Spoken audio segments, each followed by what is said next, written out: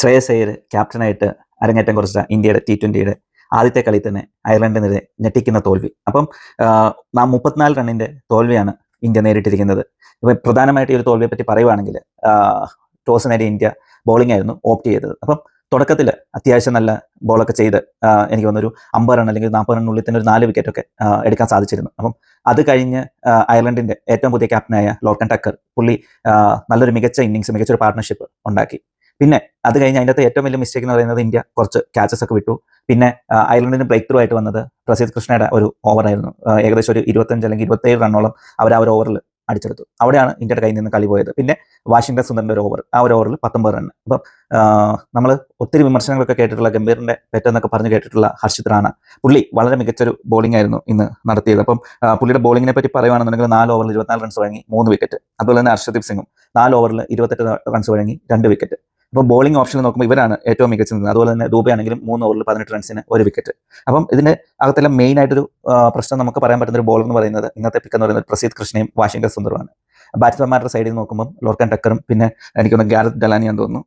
Garrett Delany വളരെ മികച്ച 2 ഇന്നിംഗ്സിലൂടെ ഒരു 130-140 റണ്ണിൽ പോകേണ്ട അയർലൻഡിന്റെ ഇന്നിംഗ്സിനെ അവർ 182 റണ്ണിൽ എത്തിച്ചു. അപ്പം മറുപടി ബാറ്റിംഗിൽ ഇറങ്ങി ഇന്ത്യ അഭിഷേക് ശർമ്മയുടെ മികച്ച തുടക്കം നേടി. ഈ 20 ബോളിൽ പുള്ളി 50 നേടി. പക്ഷേ നമ്മുടെ മലയാളി താരം സഞ്ജു നിരാശപ്പെടുത്തി. അപ്പോൾ അതുപോലെ തന്നെ ഓഫ് സൈഡിന് വെളിയിൽ പോയൊരു പന്തിൽ ബാറ്റ് വെച്ച് ഇത്തവണ സ്ലിപ്പിലേക്കോ അല്ലെങ്കിൽ കീപ്പർ ക്യാച്ച് പോകുന്നതിന് പകരം എന്ത് ചെയ്യുന്നത് വെച്ച് കഴിഞ്ഞാൽ സ്റ്റെമ്പിലേക്ക് തന്നെ ബോൾ വന്ന് വിക്കറ്റ് പോയി. അത് കഴിഞ്ഞ് കുറച്ച് വിക്കറ്റുകൾ തുടരെ അതായത് നമ്മുടെ വേൾഡ് കപ്പ് ഹീറോ ആയ ഇഷാൻ കിഷൻ, ക്യാപ്റ്റനായ ശ്രേയസ് അയ്യർ ഇവരുടെയൊക്കെ വിക്കറ്റ് കൃത്യമായ ഇടകളിൽ തന്നെ വീണുകൊണ്ടിരുന്നു. പിന്നെ തിലക് വർമ്മ അപ്പോൾ അതുപോലെ തന്നെ വന്ന് ഒരു ടെസ്റ്റ് ലെവലിൽ ബാറ്റിംഗ് കാഴ്ചവെക്കാൻ നോക്കിയെങ്കിലും അവിടെയും പുള്ളി പരാജയപ്പെട്ടു. 21 ബോളിൽ 19 റണ്ണ്.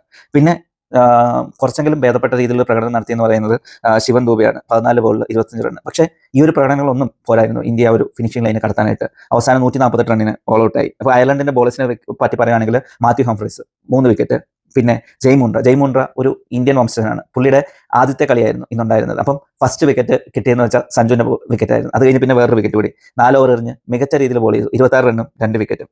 പിന്നെ ഒരു ബോളേഴ്സ് പിക്ക് എന്ന് പറയുന്നത് മാത്യു ഹൊളാർഡാണ്. 3 വിക്കറ്റ് നേടിയിരിക്കുന്നത്. അപ്പം ഇനി എന്തായാലും ഞായറാഴ്ച അടുത്ത കളിയുണ്ട്. അപ്പം ഇന്നത്തെ ഒരു ബാറ്റിംഗ് അതായത് ഇന്ത്യയുടെ ഒരു പ്രകടനം വെച്ച് നോക്കുകയാണെങ്കിൽ ഇന്ത്യയുടെ ഒരു ഫുൾ ഫ്ലെഡ്ജ് ടീമാണ് വേൾഡ് കപ്പിന് ശേഷം ഇറങ്ങിയത്. പക്ഷേ താരതമ്യേന ദുർബലരെന്ന് നമുക്ക് പേപ്പറിലൊക്കെ കാണാൻ പറ്റുന്ന രീതിയിലുള്ള ടീമായിരുന്നു അയർലൻഡിൻ്റേത്. പക്ഷേ അവർ ഹോം കണ്ടീഷനും മികച്ച രീതിയിൽ യൂസ് ചെയ്തു. വളരെ നല്ല രീതിയിൽ തന്നെ പൊരുതി. അങ്ങനെ അവസാനം വിജയം അവരുടെ കൂടെ തന്നെ ചേർന്നു. അപ്പം ഇന്ന് ഇന്ത്യ ജയിച്ചിരുന്നെങ്കിൽ ഒരു പക്ഷേ സൺഡേ നടക്കുന്ന കളിയിൽ വൈഭവ് സൂര്യവംശിക്ക് ഡെബ്യൂവിനൊരു ചാൻസ് ആയിരുന്നു ഉണ്ടാകുന്നിരുന്നത്. അപ്പം എന്തായാലും ഇനി പരമ്പര ഒരു എന്താ പറയുന്ന ഒരു പരമ്പരയ്ക്ക് ഒരു തീരുമാനമാകാത്തതുകൊണ്ട് അല്ലെങ്കിൽ തോറ്റ് കഴിഞ്ഞാൽ പരമ്പര കൈവിടും എന്നുള്ളത് കൊണ്ട് തന്നെ ഇന്ത്യയുടെ ഒരു കോർ ടീമിൽ ഒരു ചേഞ്ച് വരാനുള്ള ചാൻസസ് തീരെ കുറവാണ്. അപ്പോൾ അങ്ങനെ വരുമ്പോഴത്തേന് ഇംഗ്ലണ്ട് പര്യടനം വരെ ചിലപ്പോൾ നോക്കിയിരിക്കേണ്ടി വരും വൈഭവ് സൂര്യവംശിക്ക് ഒരു ചാൻസ് കിട്ടാനായിട്ട്. അപ്പം എന്തായാലും അതുപോലെ തന്നെ ഇന്ത്യൻ ബാറ്റ്സ്മാൻമാരുടെ പിക്കിൽ അഭിഷേക് ശർമ്മയാണ് മികച്ചു നിന്നത്.